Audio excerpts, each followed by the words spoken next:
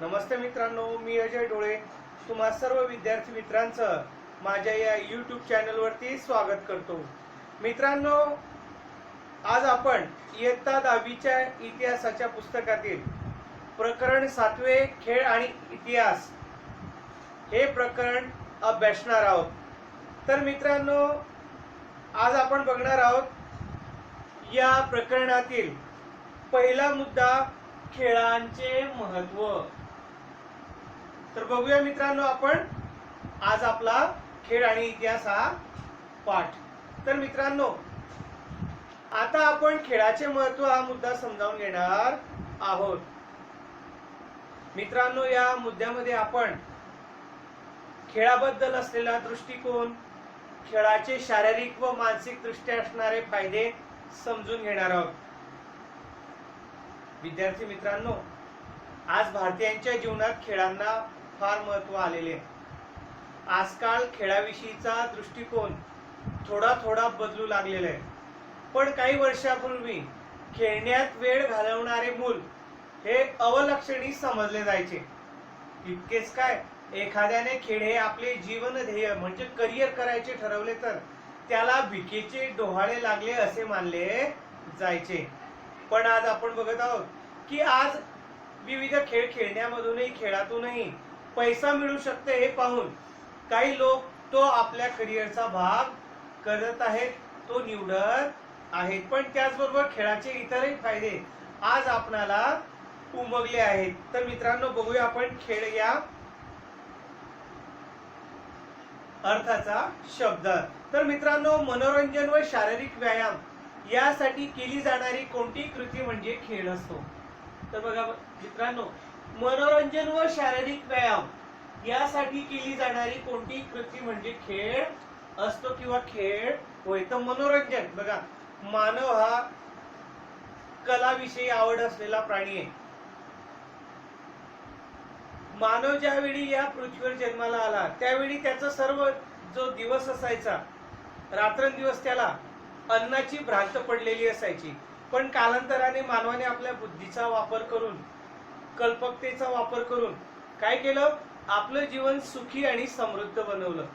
आणि मग त्याच्याकडे खूप फावला वेळ उपलब्ध होऊ लागला। आणि मग तो फावला वेळ आपण कसा व्यतीत करायचा याच्यासाठी काय केलं, त्याने मनोरंजन करण्यासाठी विविध खेळांचा शोध त्याने लावला। तर त्याला म्हणतात मग मनोरंजन व शारीरिक व्यायाम यासाठी केली जाणारी कोणती कृती म्हणजे खेळ। मित्रांनो, खेळांचा इतिहास हा माणसा एवढाच जुना आहे, कारण खेळणे ही माणसाची नैसर्गिक प्रवृत्ती आहे। बघा, मानव ज्यावेळी सर्वप्रथम आदिपुरुष जो आपला आहे त्याचा संपूर्ण वेळ कशामध्ये जायचा, अन्नाच्या भटकंतीमध्ये। बघा, वर्षभर तर फळे अवेलेबल नसतात, उपलब्ध नसतात। मग तो काय करायचा, इतर जंगली प्राण्यांची शिकार करून, त्याला जे शक्य असतील ते प्राणी त्यांची तो शिकार करून त्यांचं मांस भक्षण करून तो आपली उपजीविका चालवायचा। आणि मग विविध प्राण्यांची शिकार करताना तो त्याला शिकार करणे हा खेळ फार आवडू लागला। बघा, आणि कालानंतर, कारण माणसाच्या हे नैसर्गिक रक्तामध्येच आहे, विविध खेळ खेळायला त्याला आवडतात। तर मानवाच्या प्रारंभीच्या काळात विविध प्रकारचे खेळ खेळले जात। शिकार हा जसा उदरनिर्वाहाचा मार्ग होता तसाच तो खेळ व मनोरंजनाचा एक भाग होता। आपण जर पाहिलं, भारतातील प्राचीन साहित्यात आणि महाकाव्यांमधून द्यूत, कुस्ती, रथांच्या आणि घोड्यांच्या शर्यती आणि बुद्धिबळ यांचे उल्लेख आलेले आहेत। तर मित्रांनो, वडोदरा येथील प्रसिद्ध पैलवान जुम्मादादा आणि माणिकराव यांची व्यायामशाळा सुप्रसिद्ध आहे। याचबरोबर पतियाळा येथील क्रीडा विद्यापीठ, गुजरात मधील स्वर्णिम गुजरात स्पोर्ट्स विद्यापीठ, याचबरोबर गांधीनगर, कोल्हापूर येथील खासबाग व मोतीबाग तालीम, अमरावती येथील हनुमान व्यायाम प्रसारक मंडळ, पुण्यातील बालेवाडी येथील श्री शिवछत्रपती क्रीडा संकुल कुस्ती व इतर खेळांच्या प्रशिक्षणासाठी प्रसिद्ध आहे। तसंच याचबरोबर आपल्या भुसावळ परिसरातील, आपल्या भुसावळ नगरातील आपल्या संस्थेची हिंदू सभा न्यास क्रीडा संस्था सुप्रसिद्ध झालेली आणि दरवर्षी उन्हाळ्याच्या सुट्टीत आपल्या या हिंदू सभा न्यासतर्फ आपल्या शाळेतील, आपल्या परिसरातील, शहरातील मुला मुलींसाठी क्रीडा स्पर्धांचं आयोजन, क्रीडा शिबिराचं आयोजन केलं जातं. याच्यामधून देशी विदेशी खेळ शिकवले जातात आणि भरपूर मोठ्या प्रमाणावर मुलं मुली यामध्ये सहभाग नोंदवत असतात. तर मित्रांनो, तुम्हाला माहिती असतील ऑलिम्पिक स्पर्धा, तर खेळ आणि ग्रीक लोक यांचे नाते प्राचीन काळापासूनचे आहे. बघा मित्रांनो, खेळांना नियमित व सुसंघटित स्वरूप ग्रीक लोकांनी दिले.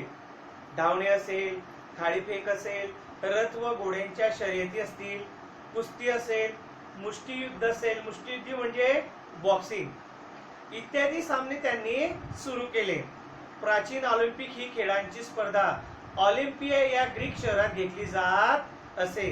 या स्पर्धेत भाग घेणे व विजय मिळवणे मानाचे समजले जाते आणि प्रत्येक देशातील जे काही खेळाडू असतील, जे काही ऑलिम्पिक संघटनेने मान्यता दिलेला खेळ असतील, त्या खेळांमध्ये आपण पदक मिळवून, मेडल मिळवून आपल्या देशाचा गौरव वाढवावा असा प्रत्येक देशातील खेळाडूला वाटत असतं आणि ते अटीतटीने त्या स्पर्धांमध्ये सहभाग नोंदवत असतात. यावर्षी मित्रांनो, कोरोनाच्या महामारीमुळे, साथीमुळे जपान या देशात टोकियो शहरामध्ये होणाऱ्या ऑलिम्पिक स्पर्धा पुढे ढकलण्यात आलेल्या आहेत. तर बघूया मित्रांनो आपण खेळांचे महत्व. तर मित्रांनो, खेळांचे महत्व अनेक प्रकारे आपल्याला सांगता येईल. मित्रांनो, असं म्हटलं जातं की निकोप शरीरातच निकोप मन असू शकते. हे उमगल्यावर आपल्याला निकोप सुदृढ शरीर ठेवण्यासाठी माणसे धडपड करू लागतात. आपलं शरीर सुदृढ राहावं, कोणताही आजार आपल्याला होऊ नये म्हणून काय करतात, माणसं प्रयत्न करायला सुरुवात करतात, धडपडू लागतात. आणि या निकोप शरीराचा एक मार्ग खेळाच्या पटांगणातून जातो. हे उमगल्यावर त्यांना खेळ हवेसे वाटू लागतात. हे माणसाच्या लक्षात आलं आणि मग त्याने काय केलं, विविध खेळ त्याने शोधून काढले, निर्माण केले, त्यांचे नियम बनवले, खेळण्याची पद्धत त्याने निर्माण केली.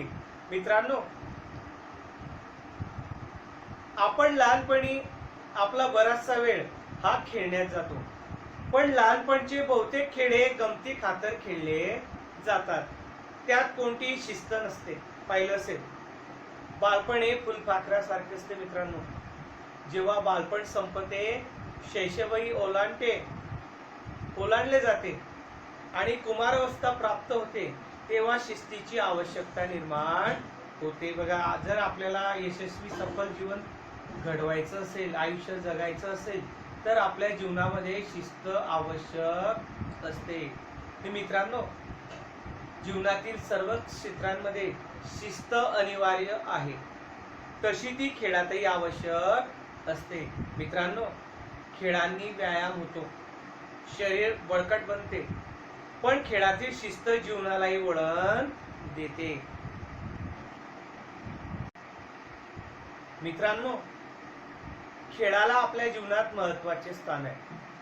जीवनातील व्यथा आणि चिंता विसरायला लावण्याचे सामर्थ्य खेळांमध्ये आहे.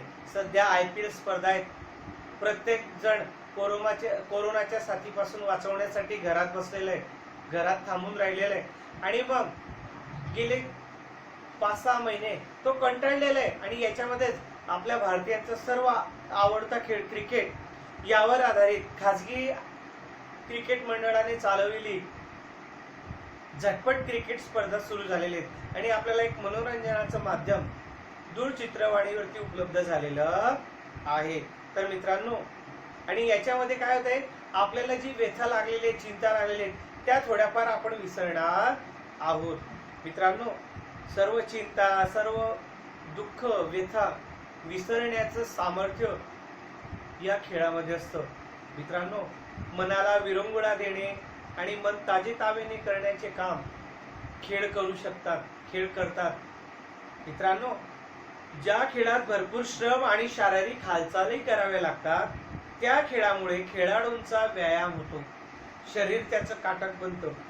शरीर काटक व बळकट बनवण्यास हे खेळ मदत करत असतात. उदाहरण असेल कुस्ती असेल, बॉक्सिंग असेल, धावण्याचा सराव असेल, स्पर्धा असतील, वजन उचलण्याच्या वेटलिफ्टिंगच्या स्पर्धा असतील, अशी विविध स्पर्धा आहेत, खेळ आहेत. पोहण्याचा खेळ असेल, असे विविध खेळ आहेत. हे विविध खेळ खेळण्यामुळे काय होतं, आपलं शरीर कसं बनतं, मजबूत, बलवान आणि बळकट बनतं. मित्रांनो, खेळामुळे मनोधैर्य, चिकाटी, खिलाडूपणा इत्यादी गुणांची आपल्यामध्ये वाढ होते. आपलं मनोबल जे असतं ते कसं बनतं, भक्कम बनतं. चिकाटी म्हणजे बघा, किती हरलो तरी आपण एक दिवस जिंकू असा दुर्दम आत्मविश्वास आपल्याला विविध खेळ खेळण्यामुळे मिळत असतो. त्याचबरोबर खिलाडूपणा आपल्यामध्ये निर्माण होतो. मित्रांनो, खिलाडूपणा म्हणजे खेळ बघा, खेळ जर आपण खेळत असलो, हार किंवा जीत चालूच असते. जसं आपण जिंकतो त्यावेळी आपल्याला तो आनंद खूप होतो. त्याचबरोबर कधी कधी आपल्याला खेळामध्ये आपण हारतो सुद्धा. मग हार सुद्धा आपण आनंदाने स्वीकारली पाहिजे. त्याला म्हणतात खिलाडूपणा. मित्रांनो, जीवनामध्ये अनेकदा अपयश येतं, संकट येतात, दुःख येतात. पण जो खेळाडू असेल तो या दुःखांना, अडचणींना घाबरत नाही, संकटांना घाबरत नाही. काय करतो तो, त्यांना काय करतो तो, एक आव्हान समजतो आणि खिलाडूपणाने त्यांना सामोरा जातो. मित्रांनो, सांघिक खेळ खेळल्यामुळे आपापसात सहकार्य, संघभावना वाढीस लागते आणि नेतृत्व गुणांचा विकास होतो. बघा, तुम्हाला माहिती असेल तर मित्रांनो, आपण पाहिलं असेल की क्रिकेट हा सांघिक खेळ आहे. आपण बघत आहोत सर्व बघा, विविध देशांमधील जे काही नावाजलेले क्रिकेटपटू आहेत बघा, ऑस्ट्रेलियाचा कॅप्टन स्मिथ असेल, बटलर असेल, गेल असेल, सर्व नावं तुमच्या परिचयाची आहेत. सॅमसन असेल, विराट कोहली असेल, अशी विविध बघा, धोनी असेल, असे विविध नामवंत क्रिकेटपटू या IPL मध्ये सहभागी झालेले आहेत. आणि ते आपल्यामधील जे टॉपचं असेल, जे ओरिजिनल असेल, ते सर्वस्व ओतून काय करतायत, तो खेळ खेळतायत. आपल्या टीमला जिंकवण्यासाठी आपापसातील मतभेद विसरून काय झालेले, ते एकत्र आलेले. देशांच्या सीमा त्यांना बांधू शकलेल्या नाहीयेत. बघा, जर तुम्ही एखादा संघ कोणताही घेतला तर त्याच्यामध्ये तुम्हाला 4-5 देशांचे क्रिकेटपटू सहभागी झाले, त्यांचा समावेश असलेला दिसून येईल. ऑस्ट्रेलिया असेल, इंग्लंड असेल, बांगलादेश असेल, वेस्ट इंडिज असेल, आफ्रिका असेल, जे काही प्रमुख देश आहेत क्रिकेट खेळणारे, त्यांच्यामधील चांगले नामवंत क्रिकेटपटू आपल्या भारतीय क्रिकेटपटूंबरोबर त्या टीम मध्ये खेळतात आणि दोघं मिळून एकत्र प्रयत्न करून त्या संघाला जिंकून देण्यासाठी प्रयत्न करत असतात. मित्रांनो, हे आपण आज प्रत्यक्ष IPLच्या सामन्यांमधून बघत आहोत. बघा मित्रांनो, तर या ठिकाणी संघाचा भाग म्हणून खेळत असताना आपल्या एकट्याचा विचार आपल्याला करावा लागत नाही. मित्रांनो, सर्व संघाची जबाबदारी ती असते आपल्या संघाला जिंकवणे.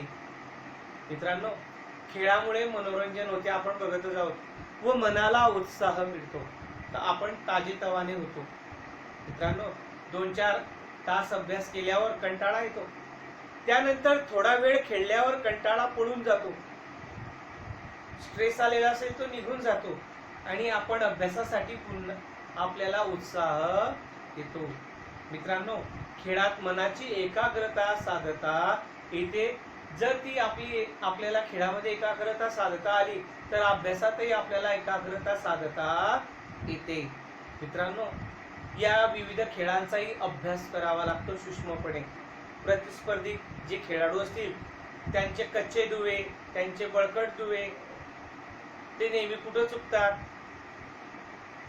नेहमी चुकीचे फटके केव्हा खेळतात, याचा सर्व अभ्यास करावा लागतो कर्णधाराला. आणि विविध जे काही गोलंदाज असतील, विविध खेळ असतात बघा, खेळांचं प्रत्येकाचं गेम प्लॅनिंग वेगळं असतं आणि प्रत्येक जो संघ असतो तो निव्वळ जिंकण्यासाठीच खेळत असतो.